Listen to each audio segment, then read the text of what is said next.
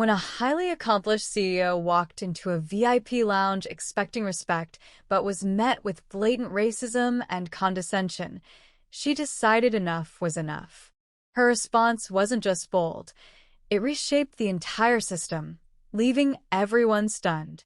Camille Bennett strode into the airport, her elite membership card ready.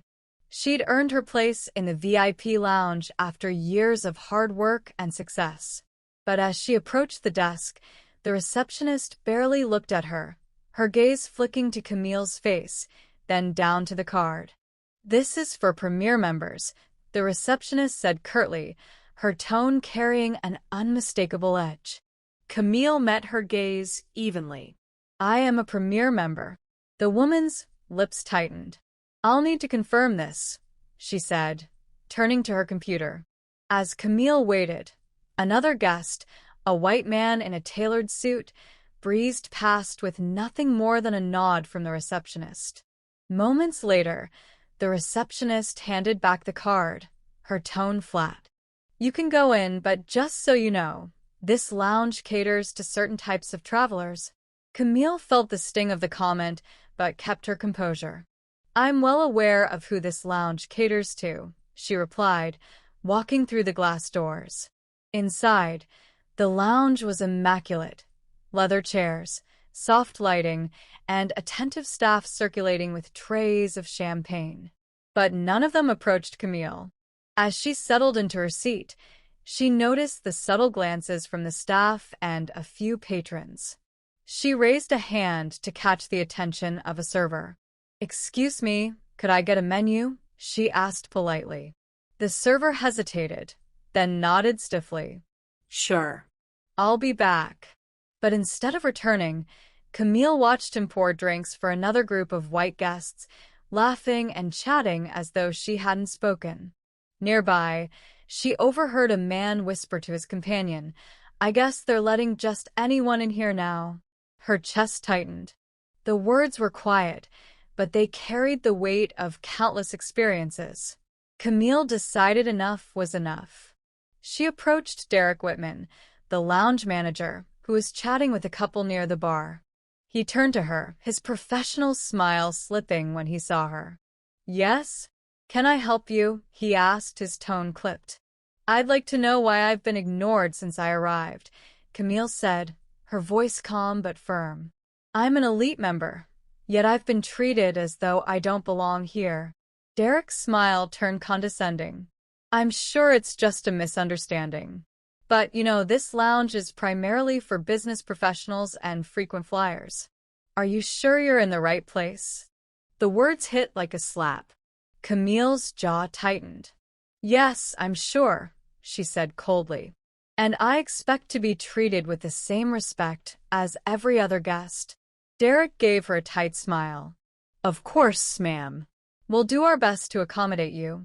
The word accommodate felt like another jab, as though she were an inconvenience. Camille walked out of the lounge, her heart pounding. She wasn't just angry, she was determined. Pulling out her phone, she called her assistant. "Monica, I need the airline acquisition we've been discussing pushed through today," she said firmly. "Today?" "Camille, that's a major decision," Monica replied. "I know," Camille said. "But after what I just experienced, it's clear that changes need to happen. And I'll make sure they do." The next day, Camille walked into the lounge with the confidence of someone who knew the game had changed. Derek noticed her immediately and approached, his expression uneasy. "Ms. Bennett, I'd like to apologize for..." Camille raised a hand to stop him. "Save it.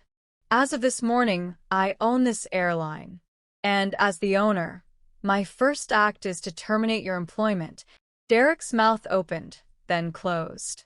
I don't understand. Is this because of..." "It's because your behavior is unacceptable," Camille cut in. "And it's reflective of a larger issue within this lounge. The casual racism, the assumptions, the outright disrespect. It all ends now."